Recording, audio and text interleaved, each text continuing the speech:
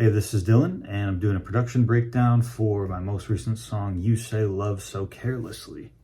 Haven't done one of these in a while. I haven't really put out a whole lot of music in a while, but I got some messages asking to do one for this song, so I figured I would. I didn't do one for the last song because, to be honest, I didn't really make any of the cool things. I sampled some people, and yeah, so it wouldn't have been super long and super informative. So yeah, I'm gonna do a quick rundown for the people who just want like a really quick breakdown in a few minutes, and then I'll dive deeper after that. So yeah, this song kind of just started. I actually wrote it on the day When's the Last Time You've Been Honest came out, which is like June 2022. So it took me over 3 years to put it out, but went through a bunch of different versions, and so that's what I'm gonna show you right now. This was like the original version of it, basically. So yeah, different key. You don't even know her, had another test, thought it was a closer, a couple more blocks. The second verse wasn't what he told you, it's not your fault. Showing sign to birds blue. You just say that's the gist was there, I guess. You can finally see, you know it should be up. It just kind of ended. There was no outro, and that kind of sat there for a while until I sent it over to my good friend Jackson, who you might know as dylxn. Actually wearing his shirt right now. But yeah, I sent it over to him, and after a couple versions, he sent me back this. The second verse, I think that's the same key as this is in. Yeah. So What he told you, it's not your fault. You get it when he's so it's you from bright to blue, but you just say that's us. Only wonder why I try to hide, fake smile. Call a little it bit different vibe for sure. You can finally see you wanted to be. So definitely some of his like background synth stuff, and some drums, some guitar. I even threw some of his vocals are definitely in here, so he helped me produce this song. So yeah, quick rundown for the folks that don't want to stay the entire time. Here's the guitar. So this is from that original demo. This one. These are from Jackson. And then we put them together, and eventually even adding more samples here. So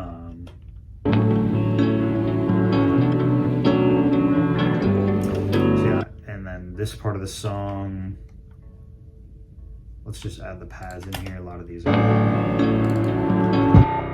piano, so all these like higher synths and weird glitch stuff. Some of that's from me, some of that's from him. One of the things that I'll show you guys is this little thing. I don't know, this is like one of my favorite parts of the song, but it's just like this little, it's literally just one note. I think I played on the guitar or the bass, and this is very similar if you watched the Is This How It All Falls Apart breakdown. It's basically using Ableton's beats mode, so it's just one note that I just chopped apart and had them play at different times. One of them's chopped for the 16th notes, 32nd notes, and this one's just continuous playing it, but in context.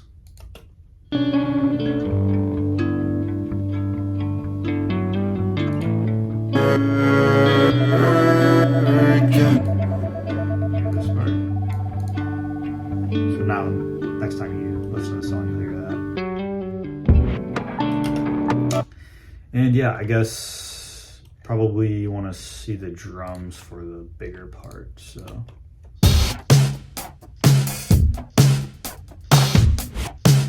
About 1 million different samples and loops and whatever chopped up.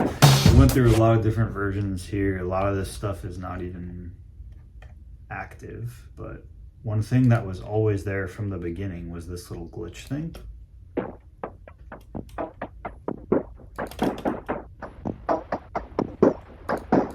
So it's pretty loud. And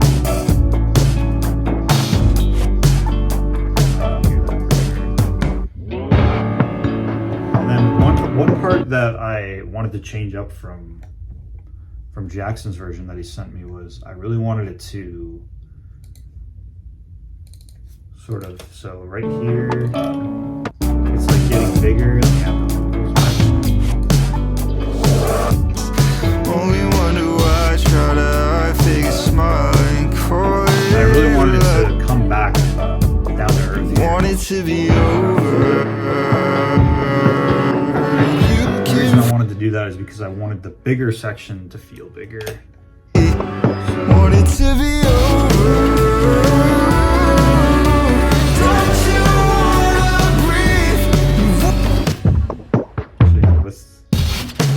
I don't even know what is super distorted here.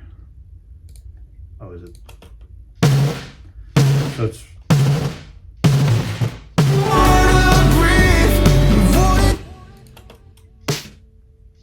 So yeah, these aren't even distorted. It's just one. It looks like I resampled it. Oh no, here's the. Oh no, I screwed up. Undo, hopefully that'll let me undo. So I had to freeze a lot of these tracks because this file was just unbelievably difficult to run for some reason. This one's still on my old Ableton 11, and for some reason Ableton 12 for me is so much better. But I couldn't get it on 12 because a lot of my plugins like broke, so I had to continue to use 11.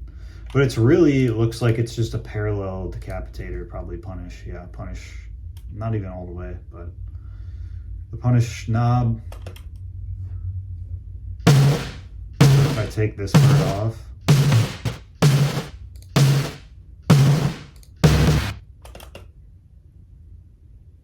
so it looks like I already distorted it, and I did resample it. And then I'm distorting it even more for some reason. I don't know why. It doesn't really sound like it's doing anything. But it's probably just this, again, punished on the original snare. And then for some reason, I did it again. It's just a clipping plugin. So I like Decapitator, but it's really easy to go overboard with it. But it sounds good if you, it does sound good if you go overboard like that, but sometimes it's better to just give it a little bit of use it for a little bit of clipping, not going so crazy. So I'm guessing I probably did that for, let's see if these sound distorted at all. Like they do. So this sounds like a, so I'll unfreeze this one. So this one is also, but you can tell that it's distorted. It's not quite as crazy as the other one, but that's without it. The distortion kind of adds length. You can kind of think of it as like a compressor that's also distorting it. But it, yeah, it just makes it sound completely different. And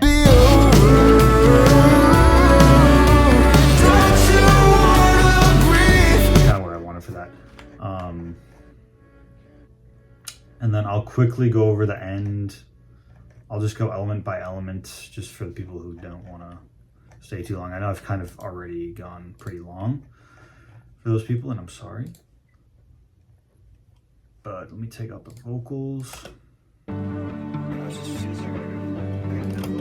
yeah, it dies down here, and then there's this weird little guitar thing.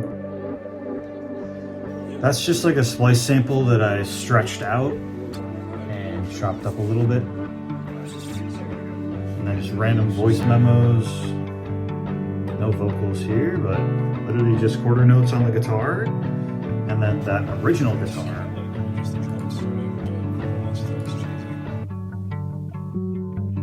Chopped up a bit. And then once we get a little bit bigger, got a kick drum, got some Foley noise in the background, and pads. Just a guitar right here.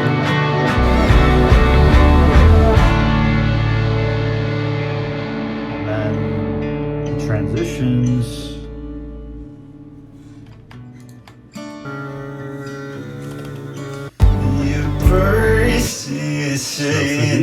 If you love me, set me free. Your hands shaking as you can kind of hear that I'm not close to my mic, right? So I actually recorded these. I thought I was gonna like actually sing them right next to the mic, but I just kind of wanted to put something down. I just wanted it quick. So I was sitting here, my mic is like maybe 6 feet away from me, and it's facing opposite me. So I would be turning around singing into it. So basically what that means is I'm kind of singing towards this wall right here. There's a wall this way that you can't see, but I'm hitting the wall and it's reflecting back into the mic. So it's kind of, I don't know, it's kind of a cool sound. But yeah, that's the very, very quick version of the breakdown for this song, and I'll get a little bit more granular here. So let's just start with the guitars, because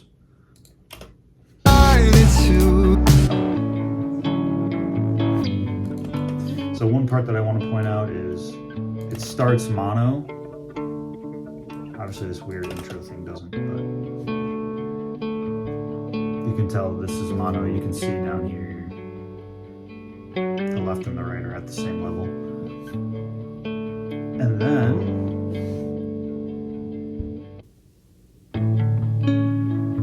the other guitar comes in on the right side. I moved the original guitar to the left. And also one thing that I did there was, so this is my master chain. Lots of stuff on here for some reason. Typically it's not this crazy, but this plugin right here I just put stereo widening on my mix bus, master bus, because who cares? I don't know, I just like how it sounds, and I feel like there's kind of a narrative that if you do stuff like a bunch of stuff like this on your master bus, it's kind of like cheating, and sure, it might not be the greatest way to go about things. I think if it sounds good, whatever, who cares? No one cares. No one knows. So 25%, but at the beginning, this device is off. You can see it's off right here. And then once the other guitar comes in, the widening turns on. So that affects every single instrument, not just the guitar, obviously. So I just kind of wanted the beginning to sound really like a little bit more lo-fi. And you didn't want it to be over again. But it just opens up, makes the whole song bigger. Let me just do it one more time. Door. You didn't want it to be over again. It is pretty subtle, but I don't know. I think that's sort of one of the things that you feel but don't really hear, right? So yes, guitar is pretty straightforward. Jackson played this one, the one that sounds cool, with all the little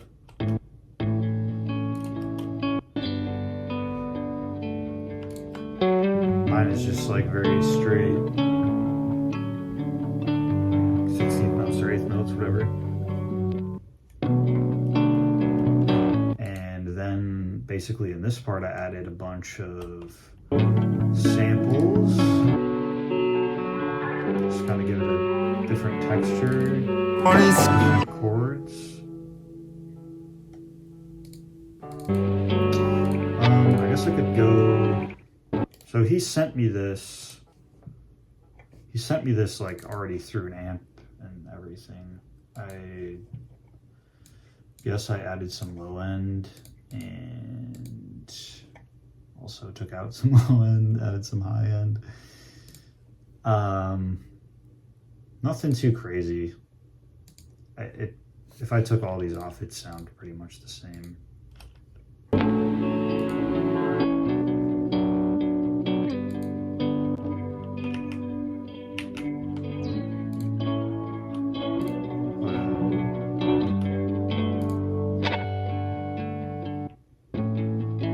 But I do have a delay on here just to give it a little bit more width.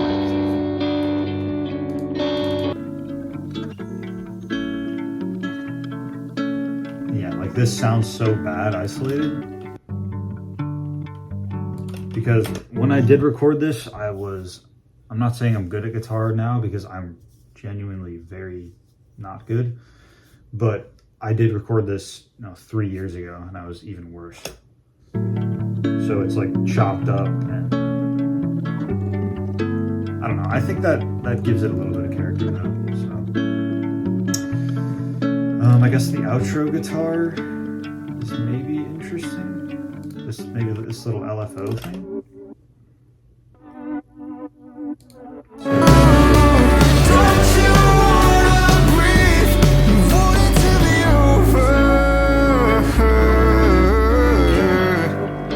Transitioning into the outro. So what this is here is an LFO. It's just on the track volume of the entire group of all of these guitars. And it's the Ableton one. I think it's a Max for Live device, maybe. Maybe it's just a normal plugin.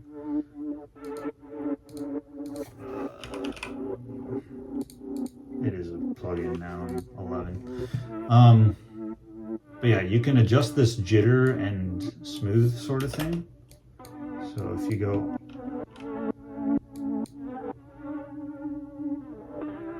there's no grip to it at all. But now there's too much. I didn't want to hear that, and then you can, the jitter is kind of the little randomness. I don't know, I had it maybe around here or something.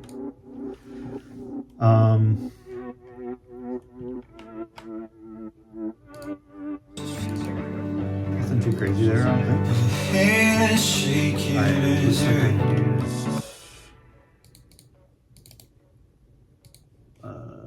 Corey Wong. Looks like just a preset.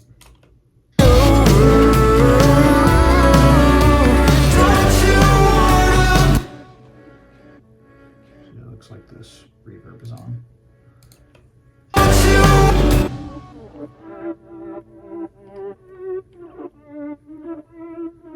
And then these I think I probably just like stretched manually or something like that.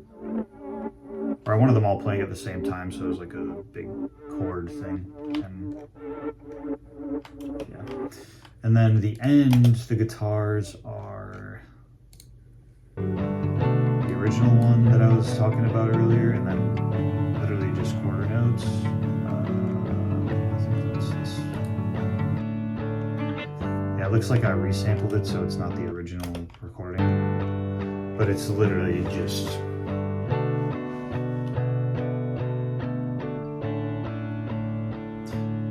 what was that, 4/6/5 maybe? So the entire time. And then I finally add an acoustic, which I think helps a lot. with that extra different sort of element. What's really important is you hear that when you're recording 2 different takes and you're putting one hard left and hard right, the thing that makes it sound louder is when they're different from each other. So if you have 2 of the exact same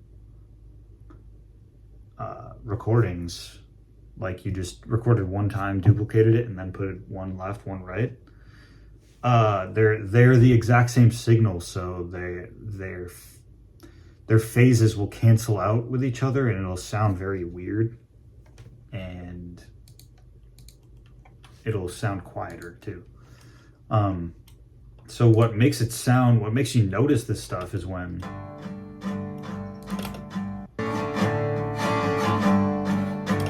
right here, you hear that like one is louder than the other, and that's just kind of makes it much louder.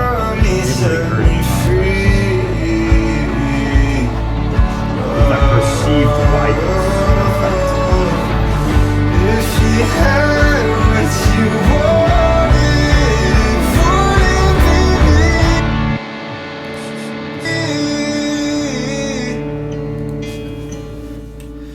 wanted to be over. Vocals, I think probably I'll just really quickly go over whatever vocal chain I used here. It looks like an absolute mess, but pretty heavy auto-tune on here. Definitely higher than I use normally, especially recently. I've not gone super high on that. Low cut at 84 this time. Tiny dip in the mids, tiny raised up the highs a bit. 1, 2, all buttons in, 76, 3 compressors, and a limiter, and a de-esser. This is just like a tiny bit of high end and saturation, I guess.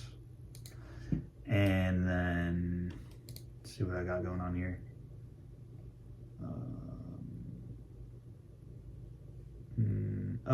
I have taken out a little bit of 155.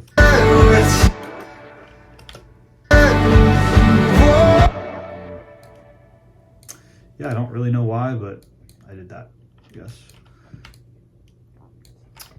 And then I also added some high end at the end as well. This is my typical end of my vocal chain, is like here. This usually doesn't exist. It's usually all of this and then this. It's gotten a lot different in everything I've done recently because, like I said, a lot of my plugins broke in Ableton 12, so I've tried to recreate it, but I think it was time for me to do something new, so I recreated it from scratch. And then this is like this weird compression tip that I covered in the last video. It just helps the high end stick out. So you're taking away low end, you're boosting the high end, and you're going in here and you're compressing the hell out of the high end, and then you're bringing the lows back in and taking the highs back out. So it's like this very compressed high end part that kind of just helps it stick out a little bit in the mix. So it's too from bright blue, but you just say that's us. So yeah, it's a super compressed high end, but if you mix it in, this is the original. It's too from bright to blue, but you just say that's us. Tiny bit of air. That's only wonder why I try to. Looks like there's a reverb that's automated off. So it looks like it turns on here. Your hands shaking as you're parking down the street. Did not even remember that I had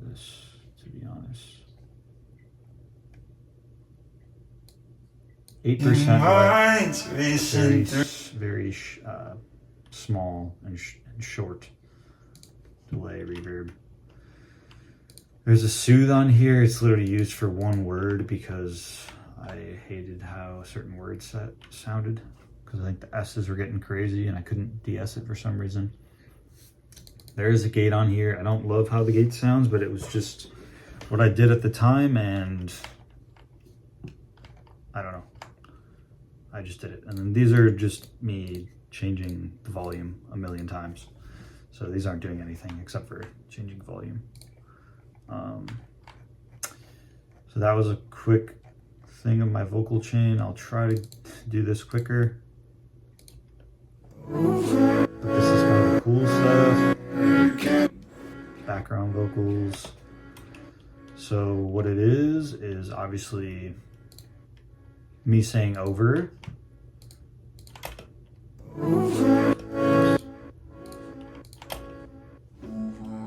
So that one's pitched down. That one's pitched up.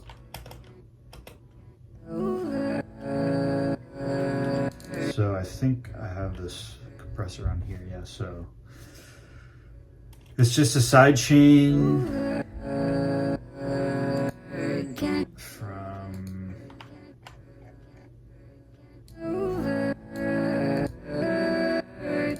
so this is literally just a track.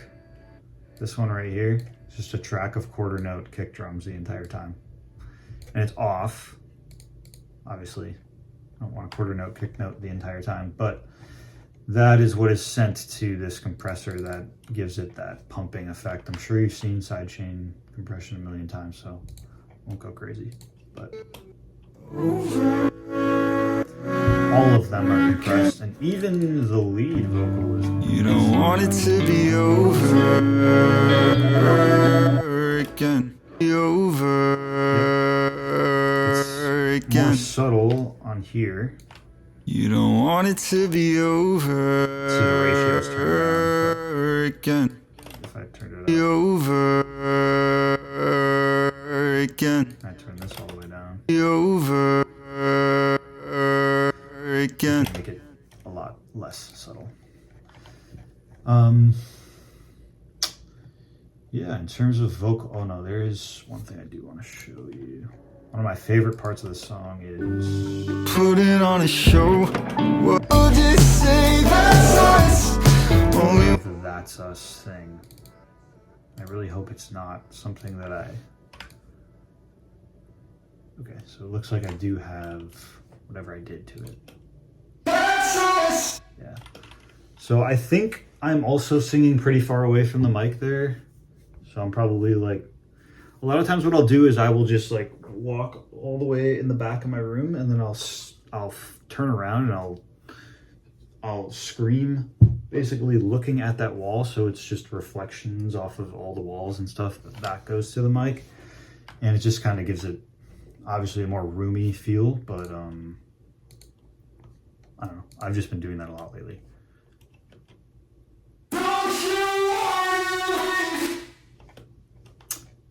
Let's see if I can find the other one that I'm thinking of.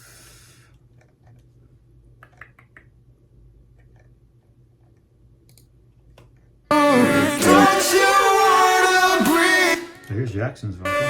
Don't you wanna breathe? Don't you? I think this is the one. Don't you wanna breathe? Yeah, I don't know. It doesn't sound that great in isolation, but you can tell that I'm very far away from the mic again, and it's distorted a little bit, I think. Yep.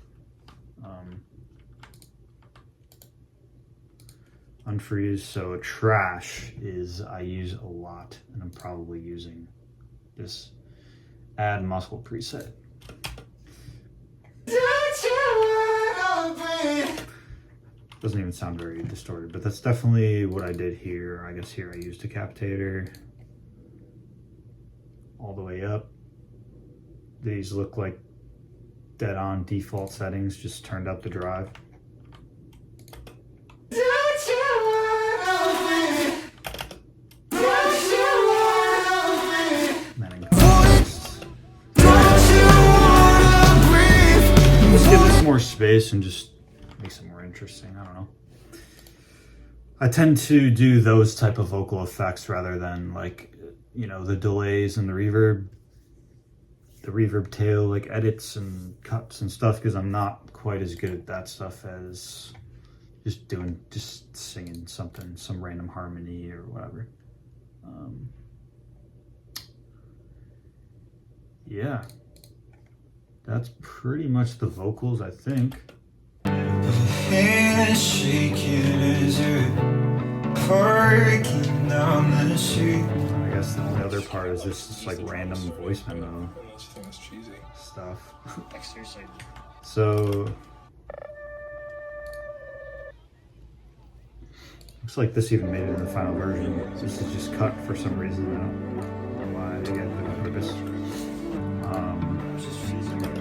Here's that thing that I stretched out.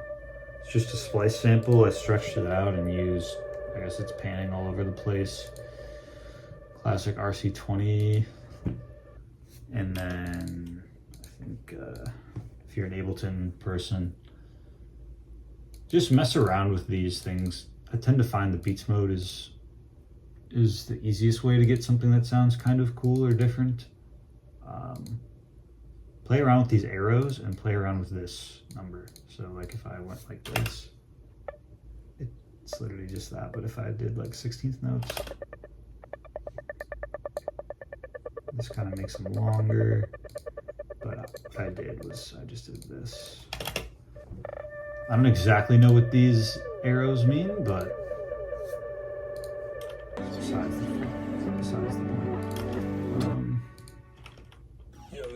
Just stupid voice memos. This is Jackson again, was at my house, my apartment like 2 years ago, and we were making some song that never ended up becoming anything. And I just set my phone down and it just feels like I know what I'm supposed to do, but I think it's a little bit corny, but I needed something to go in between here, and I didn't really want it to be like another song line. This is something that I love to do, because I love having these. I think this is the exact same one as in All That You Can Give, if you can hear it. But I took out the beep beep.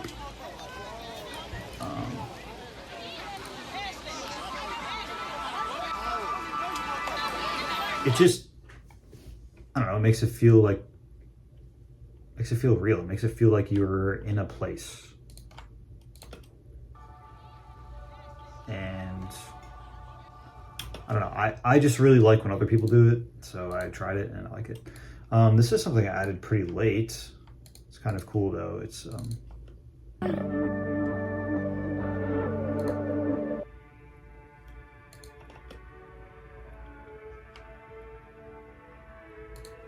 add the other one.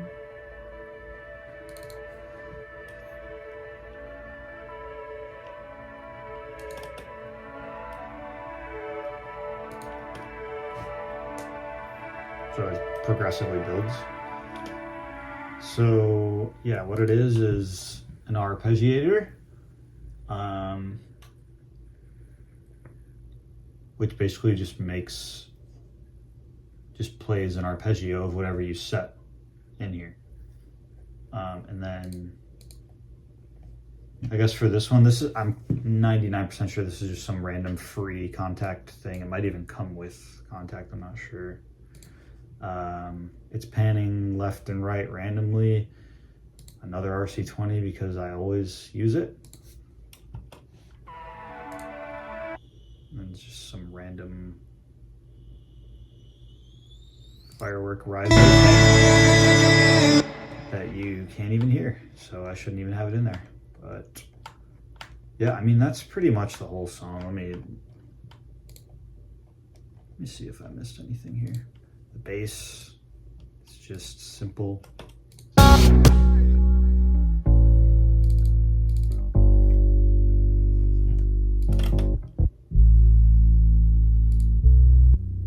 Looks like I have a synth in here. This might have been from Jackson, I'm not sure. Might just be it's probably from him. Yeah, in general, you don't really need to have two of them playing at this. Sorry about that, my alarm went off. But yeah, I think in general you probably don't want to have two bass things going on at the same time. I think this one feels like I cut, yeah. If you're gonna have two bass things going at the same time, you should really probably cut the low end out of one of them, because if both of them have a lot of low end at the same time, they're gonna be fighting with each other, they're gonna be canceling each other out, and overall it's a little bit counterintuitive, but it's gonna sound quieter if you have the two really low things together than if you were to have one of them all of the low end in it and then the other one more high end, and less low end is the important part. I guess, yeah. Outro, the bass, and then there's just quarter notes, and the kick drum, pretty much. Eighth notes. Drums I can go through quickly because I didn't really go through them, but to begin with, there's just a little thing. There's a little reverse.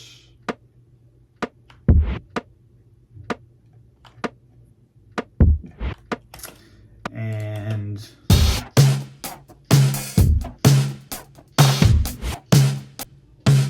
so this is the main snare that's in it. I don't love it.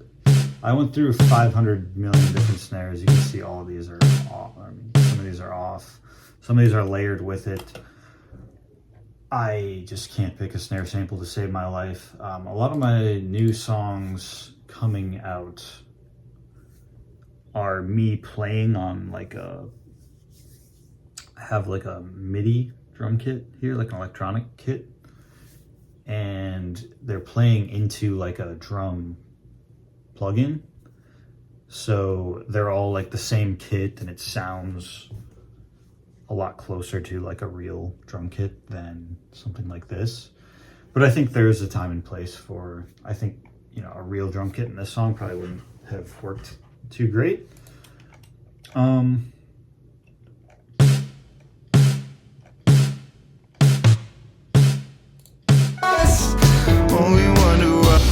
Yeah, just find where the so like I mentioned earlier, there's the looks like I actually so this is from 3 years ago. If you'll remember from You Shouldn't Be Here, if you know that song of mine, it's the third one I put out with Atlas in Motion as well. The main drums in that song were beatbox, and so this one is no different. I just probably sang into my phone, or maybe it was the actual mic here, but if you gate them very harshly, then they'll bounce up and down, and there's 500 distortions in here. Like there's one here, there's decapitator. This is giving it some, I think it's doing nothing.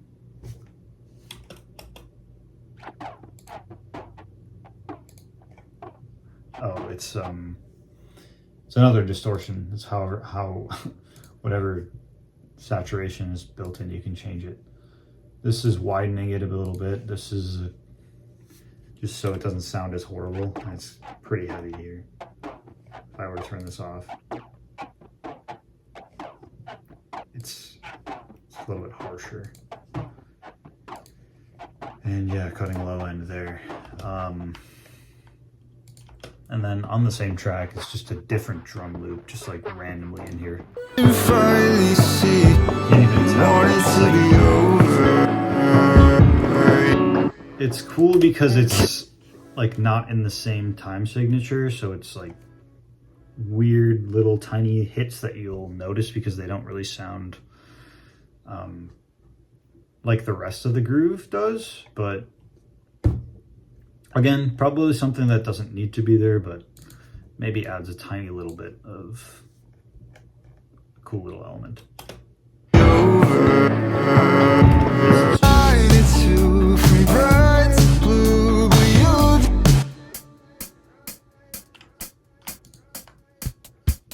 Those aren't even playing. It's that and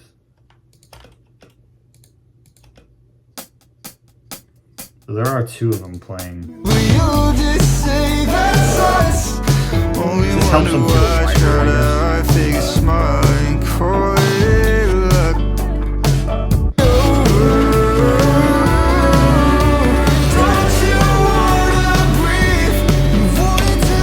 Like I said, it's just super crazy distortion here. Like it's not really anything I need to show you, because if you have like I mean, even any of the default distortion plugins, like you could put any of these on here. The built-in drum bus is kind of cool. There's tube distortion, there's overdrive, there's pedal, saturator, and you can throw that on there and turn on like hard clipping. Try all these. Like sometimes it's pretty cool to put a guitar amp on drums. Like it's just try a bunch of stuff.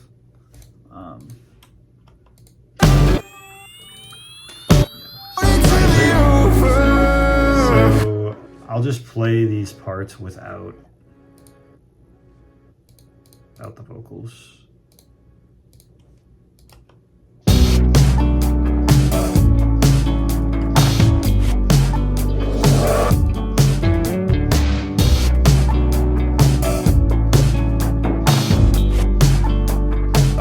Stuff drops out here.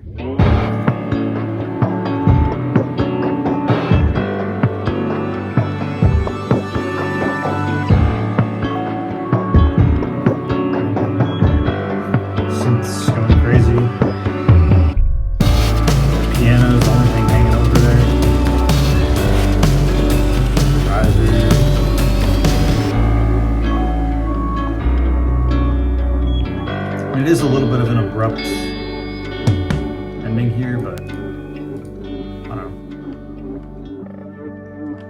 And then we go back into the outro type thing, which, by the way, Jackson mostly wrote that, so you can thank him. I think that is all that I have. If there are any questions or things that you had specifically, shoot me a message on Instagram or anywhere, and I will get back to you if I remember how I did it. Otherwise, I will find out. Yeah, thank you for listening. Thank you for watching.